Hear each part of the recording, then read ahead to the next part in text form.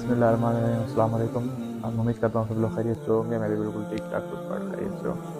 تو یار آج کا ہمارا اسٹوری کا ٹاپک ہے وہ ہے اسحاق اینڈ نائلہ، اسحاق اور نائلہ۔ ویڈیو کو پورا دیکھنا یار، بہت محنت لگتی ہے پوری اسٹوری نکال کے اس کو پھر ایک دیکھو یہ کاپی پہ پورا لکھ کے یہ 4-5 پیج ہوگا 8 پیج ہوگا، اس کے بعد ویڈیو بنانا۔ تو یار اسی وجہ سے جو ہے نا چینل کو سبسکرائب کر دو تاکہ محنت کا پھل بھی تو ملے نا کچھ۔ تو بس کہانی شروع کرتے ہیں، پوری سنیے گا ٹھیک ہے۔ اسحاق اینڈ نائلہ۔ عربوں کا ایک مشہور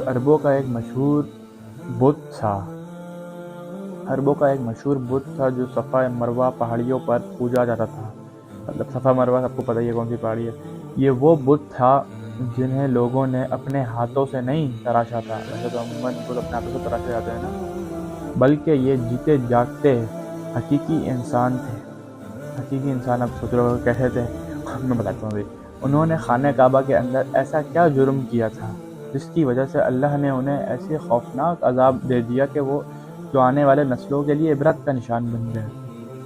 جب سے خانہ کعبہ کی تعمیر ہوا جب سے لے کر اب تک جس نے بھی بیت اللہ کی بے حرمتی کی یا بے حرمتی کرنے کی کوشش کی تو اللہ سبحانہ وتعالی نے ان کا وہ اشر کیا کہ رہتی دنیا تک عبرت کا نشان بن کر رہ گئے، پھر چاہے وہ دنیا کا طاقتور بادشاہ ابراہا اور اس کی ہاتھیوں کا لشکر ہی کیوں نہ ہو۔ اس کے علاوہ تاریخ میں کہ ایسے واقعات ملتے ہیں کہ جنہوں نے کعبہ شریف کی بے حرمتی کی اور ان کو اللہ نے دردناک عذاب دے کر تباہ کر دیا۔ اس کی ایک مثال اسحاق اور نائلہ ہے۔ اسحاق بن یالہ اور نائلہ بنت زید دراصل قبیلہ بنی جرہم کا ایک مرد و زن تھے۔ نائلہ ایک خوبصورت اور حسین لڑکی تھی جو اپنے قبیلے میں یمن کے کسی علاقے میں رہا کرتی تھی۔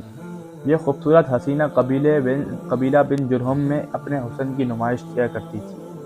وہ فحش لباس پہن کر گھر سے نکلتی تھی اور قبیلے کے نوجوان اس کے پیچھے پیچھے چلتے تھے۔ ہر کوئی اس سے تعلقات کا خواہش مند تھا۔ انہی لوگوں میں قبیلے کا سردار کا بیٹا بھی شامل تھا جس کا نام اسحاق تھا، اسحاق بن یالہ۔ اسحاق اور نائلہ آپس میں محبت کے کر بیٹھے اور یہ محبت بہت ہی جلد خباثت میں بدل گئی۔ انہوں نے آپس میں ناجائز تعلقات قائم کر لیے اور کبھی موقع ملتا تو دونوں آپس میں نعوذ باللہ زنا کر لیتے تھے، ہو جاتا تھا۔ اس طرح سے یہ سلسلہ یوں ہی چلتا رہا۔ جب ان کے گھر والوں کو اس کا علم ہوا تو وہ اس کے خلاف ہو گئے، ان دونوں کے، جس وجہ سے ان کے ملنے پر پابندی لگا دی گئی۔ ایک دفعہ کا واقعہ ہے کہ بنی جرہم کا ایک قافلہ حج کرنے کے لیے مکہ کے لیے روانہ ہوا تو یہ دونوں بھی اس قافلے کے ساتھ چلے گئے۔ قافلہ مکہ پہنچا اور یہ حج کے ایام چل رہے تھے اور یہ انہی دنوں کا واقعہ ہے کہ ایک روز کعبہ میں لوگوں کی تعداد بہت ہی کم تھی اور آس پاس کوئی بھی موجود نہ تھا، لہذا شیطان نے ان کے دلوں میں وسوسہ ڈالنا شروع کر دیا۔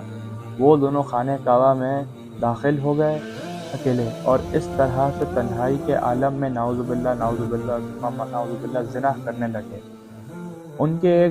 ان کی اس خباثت اور کعبہ کی بے حرمتی پر زمین اور آسمان کانپ اٹھا، سمندر کی لہریں جوش مارنے لگی اور اللہ کی طرف سے عذاب نازل ہو گیا۔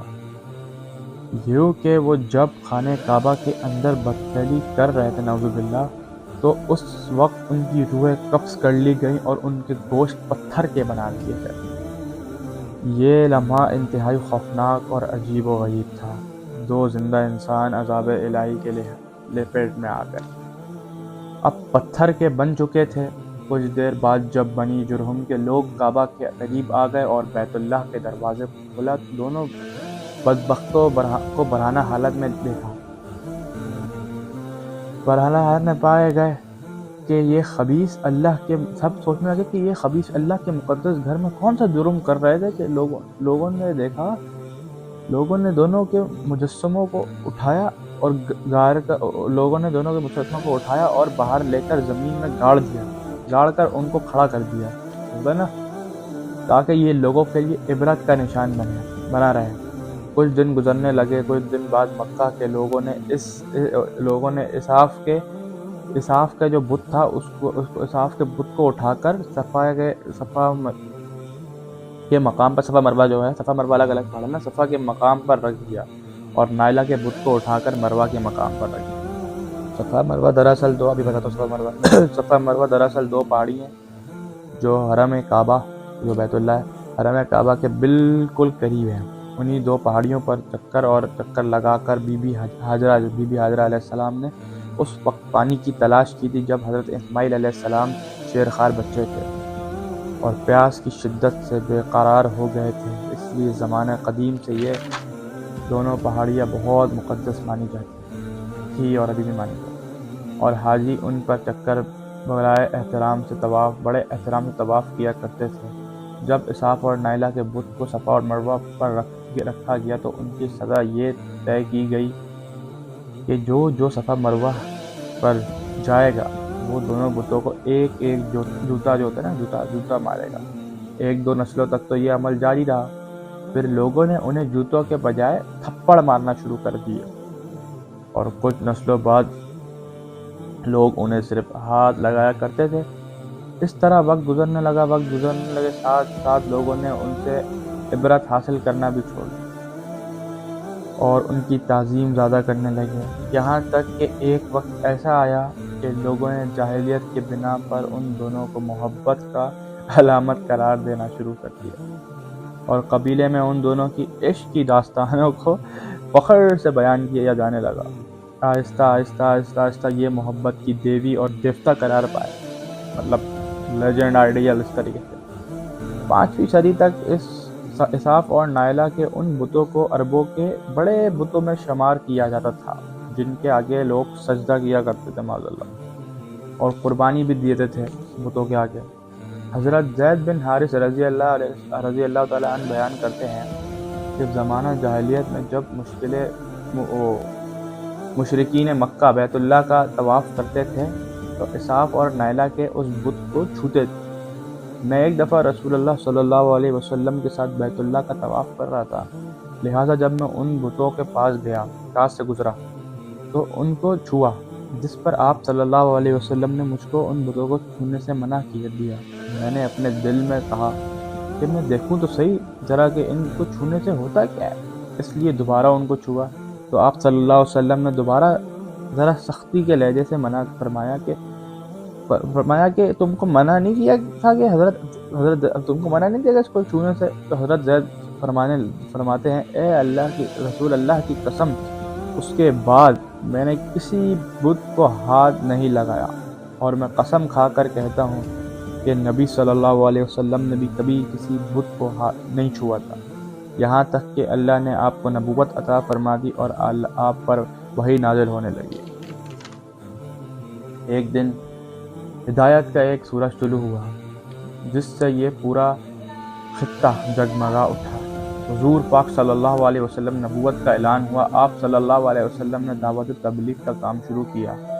10 ہجری میں جب اللہ سبحانہ وتعالیٰ نے عرب میں اسلام کو غالب کیا اور محمد صلی اللہ علیہ وسلم نے مکہ فتح کیا تو آپ فتح کے بعد حرمین شریفین میں داخل ہوئے اور اپنے جو بھائی، اپنے لخت جگر مولا علی علیہ السلام کے ساتھ مل کر تمام چھوٹے بڑے بتوں کو توڑ دیا۔ آپ بت توڑتے جاتے تھے اور یہ فرماتے جاتے تھے کہ حق آ گیا اور باطل مٹ گیا۔ بے شک باطل نے مٹ ہی جانا تھا، یہاں تک کہ خانہ کعبہ تمام بتوں سے پاک ہو گیا۔ پھر آپ صفا اور مروہ پر تشریف لے گئے اور اسحاق اور نائلہ کے اس بت کو اپنے اس مقدس ہاتھوں سے توڑ ڈالا۔ ہم نے دیکھا کہ لوگوں نے اسحاق اور نائلہ کے بت کو بطور عبرت لینے کے بجائے صفا مروہ پر رکھا تھا تاکہ لوگ بطور عبرت لیں، لیکن شیطان نے ان لوگوں ایسا گمراہ کیا کہ وہ ان کی پوجا کرنے لگے۔ لوگوں نے تو اس ٹائم کے لوگوں نے تو ایسے لگتا تھا نا کہ بطور عبرت ہے، لیکن وہ لوگ پوجا کرنے لگے، شیطان کے بہکاوے میں آ گئے۔ بلکہ زنا جیسے بدترین جرم جسے کعبہ شریف کے اندر معاذ اللہ کیا گیا تھا، لوگ اس داستان کو فخر کے طور پر بیان کرتے تھے۔ کرنے لگے۔